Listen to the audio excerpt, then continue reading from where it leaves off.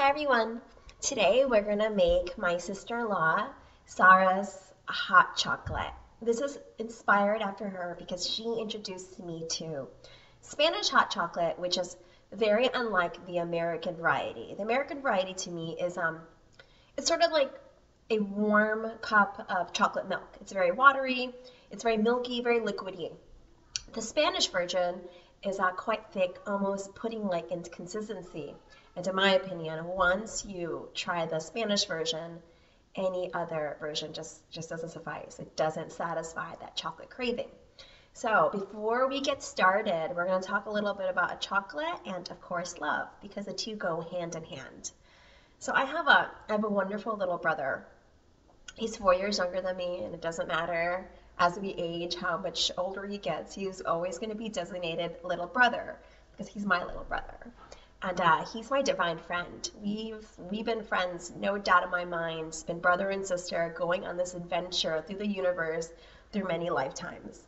And what could be even more fabulous than having this wonderful brother who is such a great uncle to my kids and fills our light with so much love is for him to marry someone that's equally wonderful, if not better. We love Sarah. She's such a light in our lives, and I think a bad sister-in-law could really ruin your family dynamic, especially if it's a close-knit family. But Sarah is full of love and light and joy and is such a beautiful soul. And we just love her. She can do no wrong in our eyes. And I'm so sorry, Alex. I think we'll always have to side with Auntie Sarah. We love her. So this dish. When I made this hot chocolate, I really made it for the first time just yesterday. My brother and sister-in-law came to visit this weekend, and usually we made this before when my sister-in-law Sarah brings home a bar of chocolate called La Taza, T-A-Z-A. This is not like if you look up Taza here in the US, you'll find Taza bars, but it's not similar at all. This is sort of in a red packaging. It's a chocolate bar, and it's right from Spain, and it's really high quality chocolate, and it's what we use.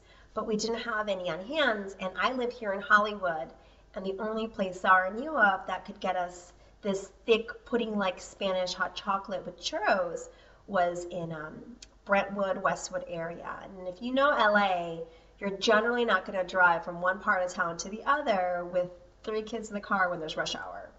So we decided to make the hot chocolate at home. And we looked up a recipe and we went ahead and made it, and I think I perfected it. And the hot chocolate came out delicious. And I say this a lot, and I truly believe the reason the hot chocolate came out so delicious is I really thought about how much I love my brother and sister-in-law and how fabulous they are, how grateful we are that we have these amazing people in our lives that are our family, that are always going to be there, that we get to love and they get to love us, and it's great. So thinking about that and focusing on that made my hot chocolate delicious. It's also the same technique I use when I make cakes for my brother. My brother, he likes fancy, and so every birthday he really wants an Italian rum cake that's got many different cream patisserie layers, a very finicky layer for frosting that's very whipped and very light. It takes a lot of time. I'm not an expert in baking, but I once again think about how much I love him, and the cake turns out great. So same thing for chocolate. I do believe when you make anything with chocolate, especially chocolate, there's got to be a lot of love, and all you need to do is think about the ones that you love and put all that energy in there, and it'll be delicious. So before we go on to the hot chocolate, I want to talk about churros. So traditionally in Spain, you have this small cup of thick pudding-like hot chocolate, and you dip churros in. So I told the children that this morning I was going to make hot chocolate and churros, and they didn't forget. They woke up and started screaming, "Mommy, hot chocolate churros." So I started making my churro batter. I didn't have all-purpose flour in hand. I didn't have eggs. All I had was whole wheat flour. I think the churros came out delicious. My husband, who only likes unhealthy food really, tried the churros and he thought they were delicious. So here's what they look like.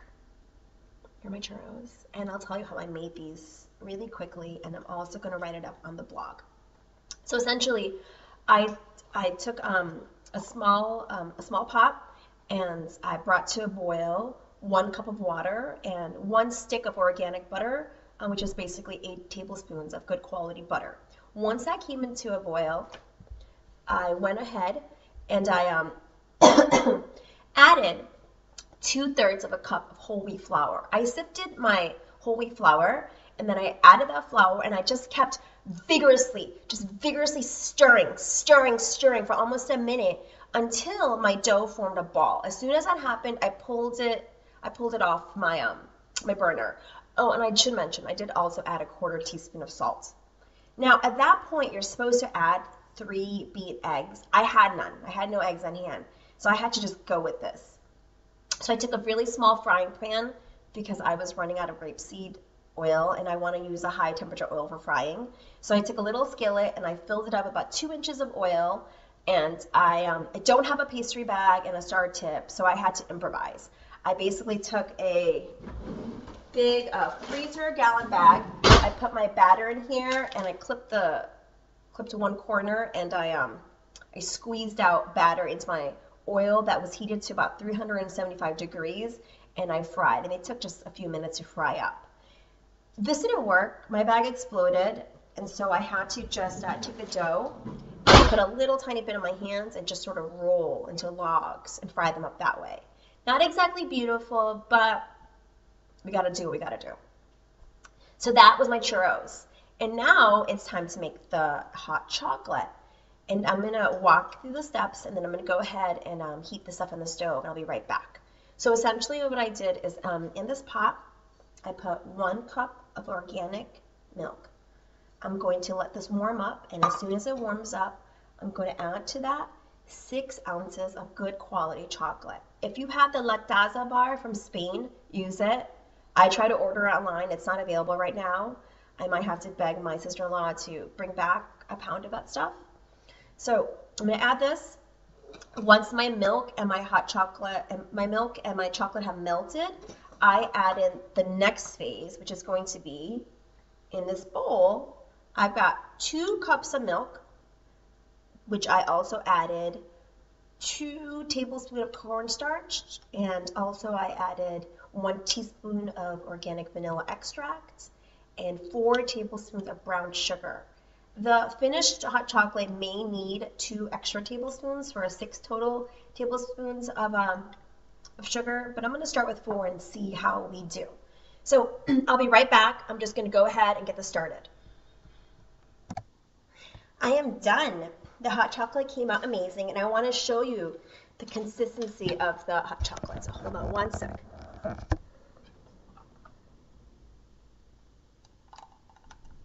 It's thick and pudding-like. It's very thick, pudding-like. So just to recap, what I did is I took 1 cup of milk, cold milk, added 6 ounces of chocolate, melted it down. Then I took a separate bowl with 2 cups of milk and 2 tablespoons of cornstarch and 4 tablespoons of brown sugar. I found I actually didn't need any more brown sugar than 4 tablespoons. And I mixed it really well to dissolve that cornstarch. And when my milk and my chocolate melted, I went ahead and added that remaining 2 cups of cold milk with dissolved cornstarch, vanilla extract, and my 4 tablespoons of brown sugar.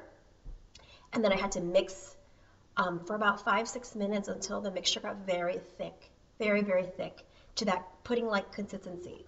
And now I'm done. I've got my hot chocolate, and I've got my churros, and I have a not exactly healthy, but a very special and delicious breakfast for the kids. And this could be a great snack too.